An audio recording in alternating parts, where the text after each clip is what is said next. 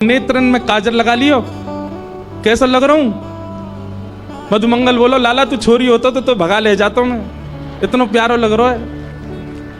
अरे बाल ब्याह कर ले तो अब तू जल्दी जा, नहीं तो मैं तुझे ब्याह ही कर लूंगा। ठाकुर जी छोटी सी सखी बन करके मक्खन चुराने जा रहे हैं। कौन को? श्री जी को, श्री राधा रानी। ये लीला कहीं लिखी नहीं है, ये चिंतन में आई लीला है, ये भाव में आई लीला है। ठाकुर जी पहुंच गए बरसाने। अब नेक्स्ट किसी गोपी बन के गए, कोई ना रोको ही ना, सीधे पहुंच गए भवन में।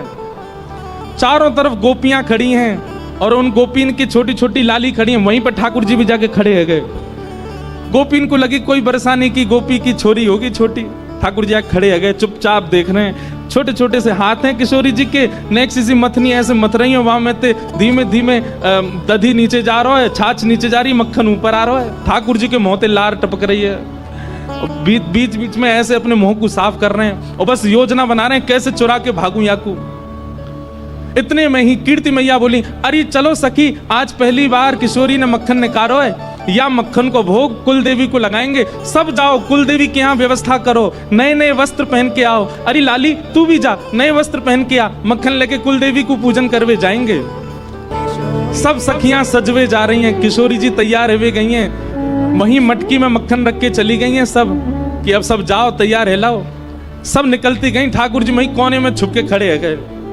और जैसे ही सब सखी गई, उन नेक्स्ट मटकी में नेक्स्ट से मक्खन। अब किशोरी जी ने कोई बहुत ज्यादा तो निकारो नहीं होगा, नेक्स्ट से ही निकारो।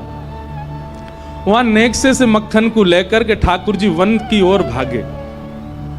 और वन में भाग करके ठाकुर जी ने अपना श्रृंगार आदि सब उतारो, एक वृक्ष के ऊपर चढ़ गए। सैन नहीं है रोए, किशोरी जी ने मक्खन निकारो, या को तुम्हें प्रेम से पाऊंगो। कहा भयो, जैसे ही प्रथम मक्खन उंगली में लेकर के मुख से लगायो तो कहा भयो, ठाकुर जी ने जैसे ही मक्खन नेक अपनी जीभ पर रखो, वो एक बिंदु रखते ही नेत्र बंद है गए। किशोरी जी को स्मरण है लगो, तनिक तनिक से हाथन सो कैसे श्रम करके किशोरी जी ने मक्खन निकाल के मटकी में धरो। इन्हीं सब चिंतन में आकर के ठाकुर जी तो वहीं मूर्छित है के गिर पड़े, बेसुध है गए। एक हाथ में मक्खन लगो, दूसरे हाथ में मटकी, ठाकुर जी पड़े हैं बेसुध। श्री राधा श्री राधा श्री राधा श्री राधा, बस वही स्मरण चल रहा है मन में। यहां सब सखी आई और जैसे ही आकर के देखो महाराज मक्खन तो गायब है गयो, मटकी कोई लेके भाज गयो। पूरे बरसाने में हल्ला है गो, अरे मक्खन चोरी है गो, मक्खन चोरी है गो, मक्खन चोरी है गो। किशोरी जी बोली, मक्खन लेके कौन चलोगो? किशोरी जी के तो नेक नेक अश्रुबिंद आ गए, पहली बार मक्खन निकारो वो कोई लेके भाज गो। तभी किशोरी जी की छोटी छोटी सखियां ललिता विशाखा भी आई और बोले मक्खन चोर तो एक ही है पूरे ब्रजमंडल में, हमें ऐसा लगा वहां कुछ सुगंधी आ गई होगी श्यामाजू, और वो ही आकर के लेके गए। पर वो कैसे आ सके यहाँ पे? हम तो नेक देर को गए, इतनी देर में भी कोई ना आयो, द्वार आदि सब बंद रहते।